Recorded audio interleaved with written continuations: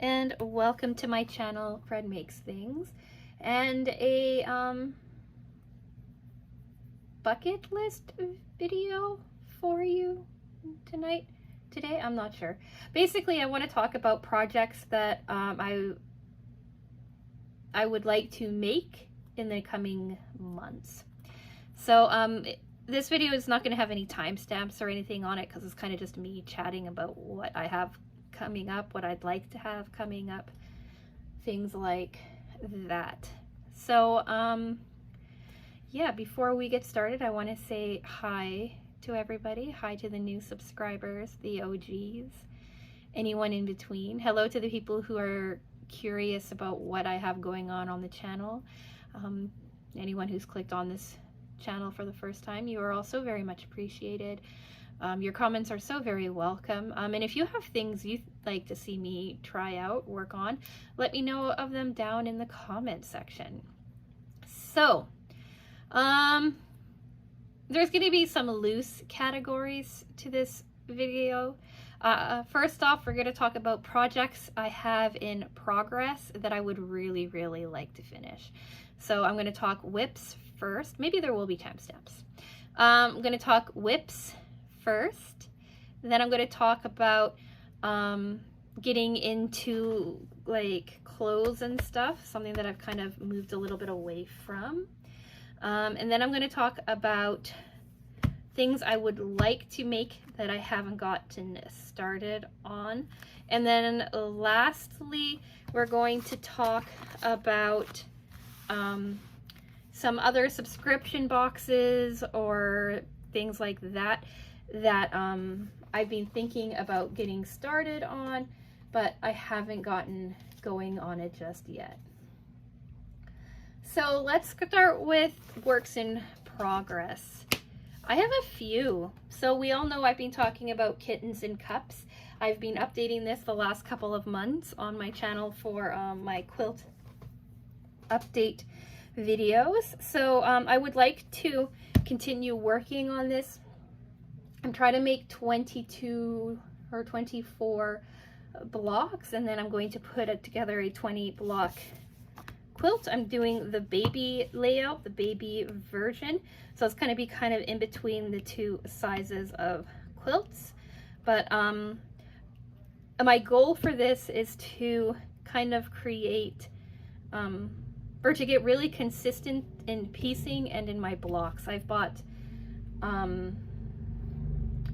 different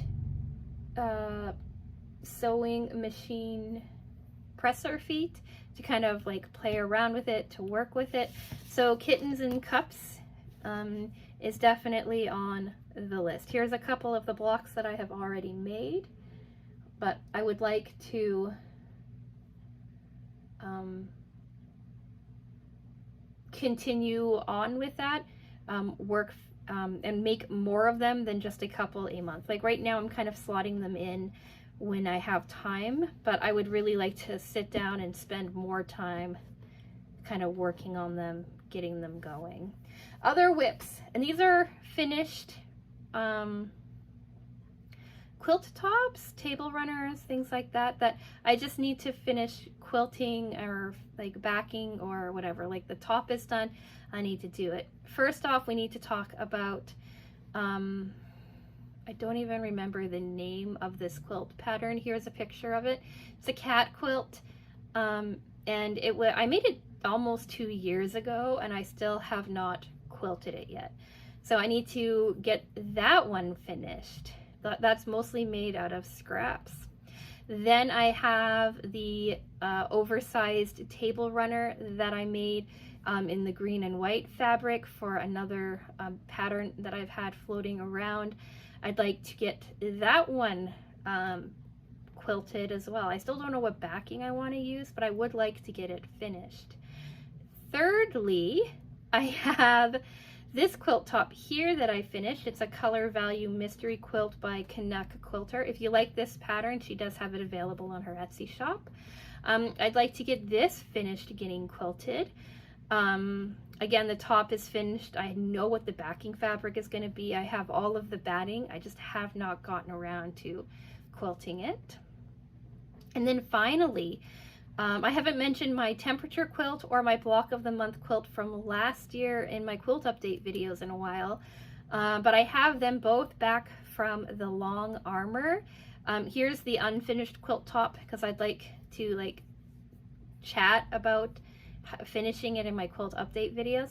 I need to bind them. All I have left to do for these two quilts is to make the binding and attach the binding, and I have just not done it yet.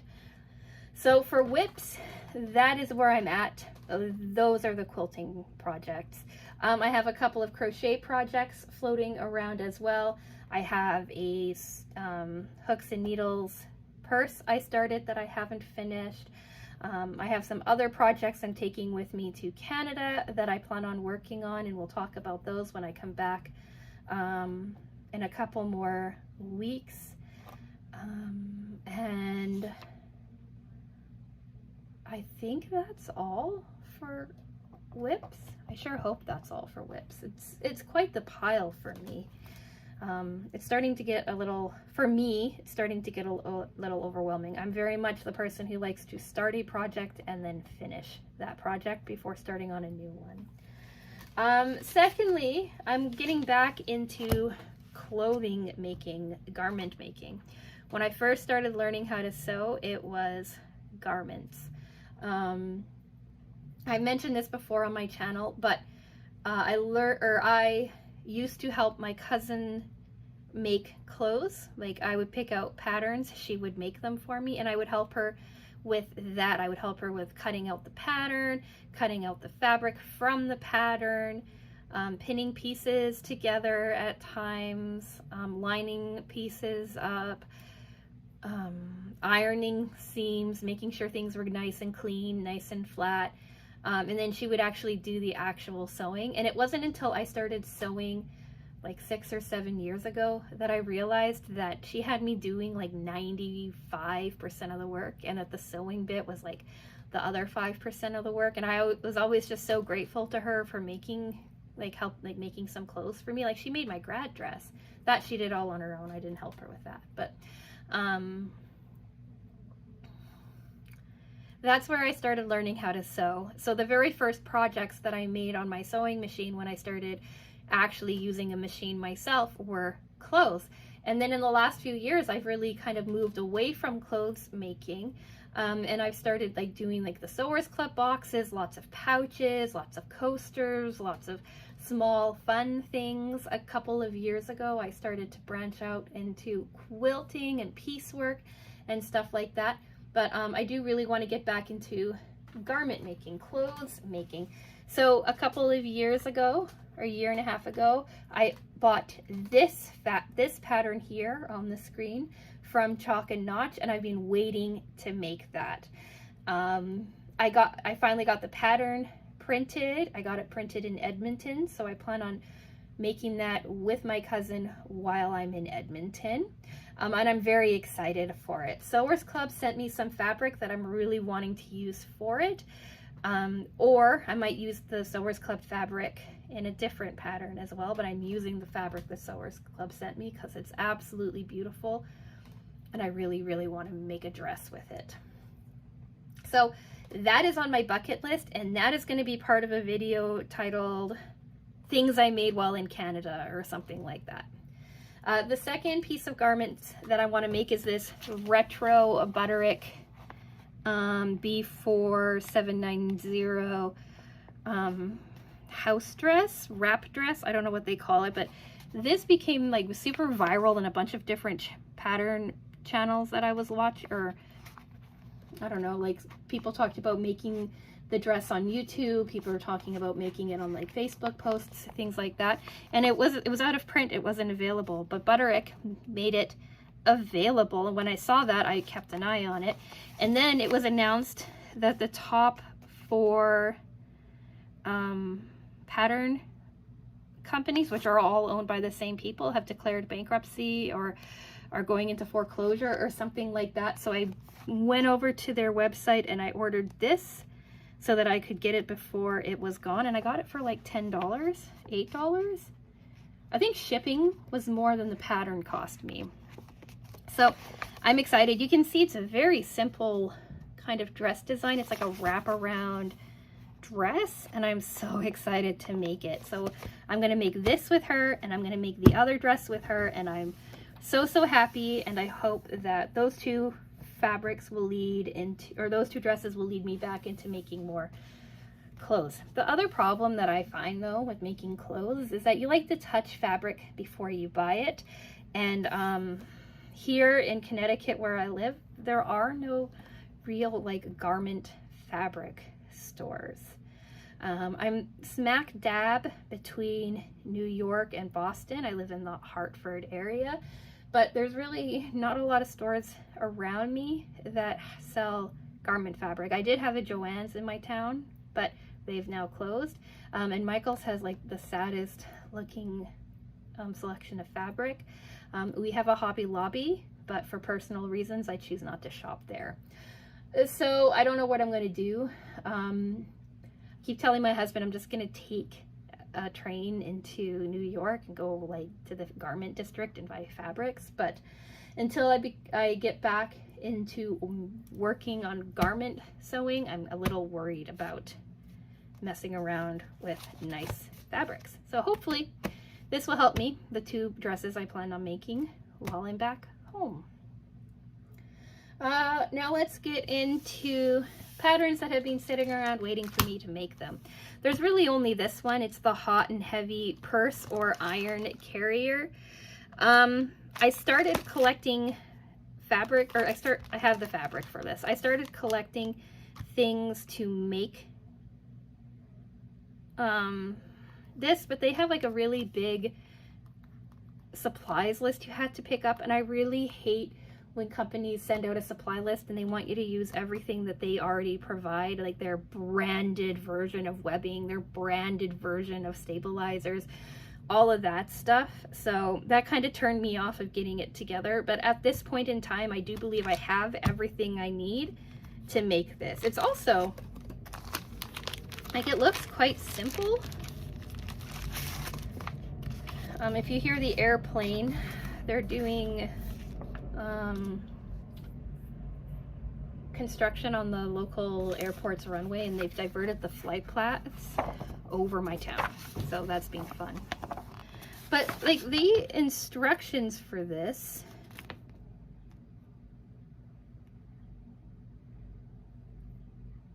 oh, they include labels. That's kind of cool. But like, look how long the instructions, like, so we've got 1,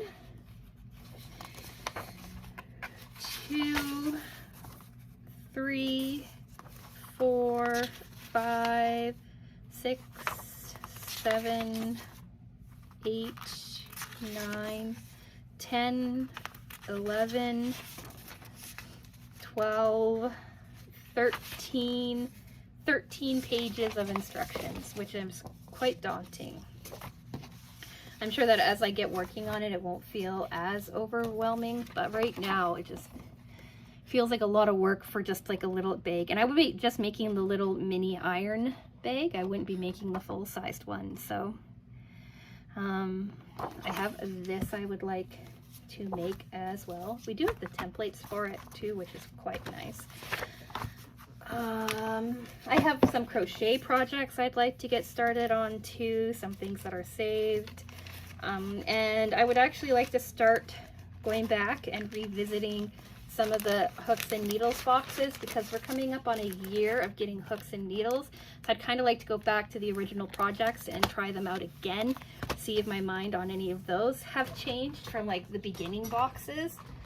So that's on my bucket list as well.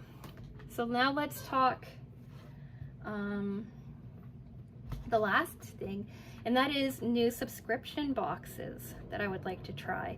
I made a list of things I would like to try on my Remarkable, and of course my Remarkable is upstairs and I am downstairs, and I'm not going to go out of my way to get it because it is now midnight, and I leave tomorrow for Canada and I have not yet packed or anything. So I'm just going to try to remember.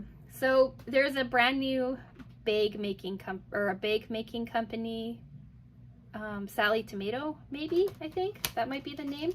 They've launched a new like purse bag subscription box I'd like to check out. They have, there's another crochet. I'll put all the names or whatever on the screen for you because I'm editing this, you know, in a bit. It's not tonight. So that's future Fred's job. That's the problem for future Fred. But there's a bag making company I would like to try out. There is another crochet company that I would like to try out. I'm already trying Hooks and Needles and Mary Maxim, but there's one based in the UK that I'm curious about as well. There's also, it's called, what is it, My Craft Box or something like that, that I'm also very curious to try out, to check out, to see what's going on.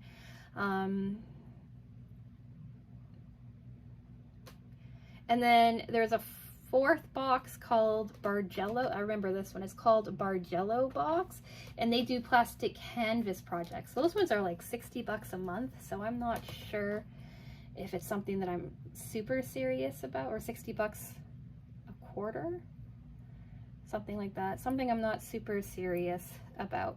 So if you've tried any of these subscription boxes and there's one you would like me to check out, again, let me know in the comment section. Or if there is a box that you've been getting or a subscription kit you've been getting that you've been enjoying, pop that down in the comment section and I will take a look at it.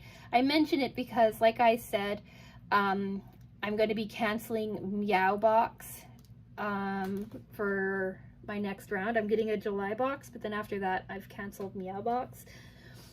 So I have a little bit of money in my budget that I can play around with for a different box. So that's kind of what I wanted to talk about tonight. Just my like bucket list of projects coming up in the next 6 months or so, things I'd like to complete by Christmas. And then I think what will be interesting is I will make a note of everything I've talked about here and then come back at Christmas to be like, how many of the projects did I complete? I think that would be kind of cool to see.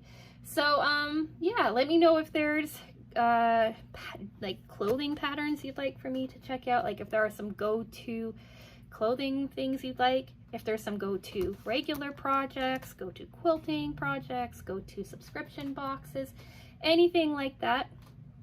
Let me know all of your thoughts down in the comment section and I can like pull from there and see where we go from there.